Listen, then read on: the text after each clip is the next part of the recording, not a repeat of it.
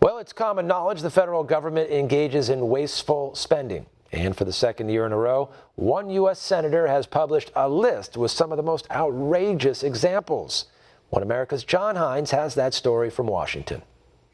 If the incoming Trump administration needs advice on where to cut government spending, it need look no further than the latest edition of Federal Fumbles, 100 Ways the Government Dropped the Ball, to find examples of wasteful, pointless government spending ripe for the cutting, says Oklahoma Senator James Lankford.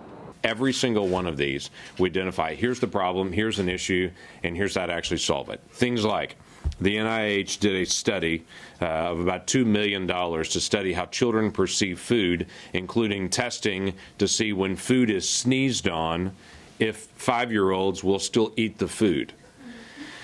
Now, I think we could have answered that question for less than $2 million. $2 million is a lot of money, but it's a nice round number, and happens also to be the amount that the National Science Foundation spent to study pandas and climate change. We can all have a debate about climate issues, but why federal tax dollars are being used to be able to study the effect of climate change on Chinese pandas, I have no idea. But it's millions of dollars that have been spent on that. Climate change is an important issue, of course, but so is keeping track of the sea duck population, for which the Fish and Wildlife Service spent a relatively paltry couple $100,000, says Lankford. So the testing mechanism they put in place to be able to track the sea ducks is actually causing the mortality of the sea ducks.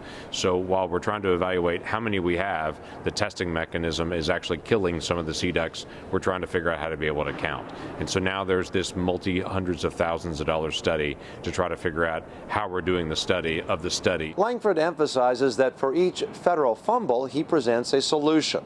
And for at least one item on last year's list, the wind production tax credit, Lankford found a solution.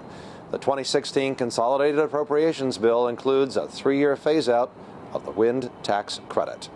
John Hines, One America News, Washington.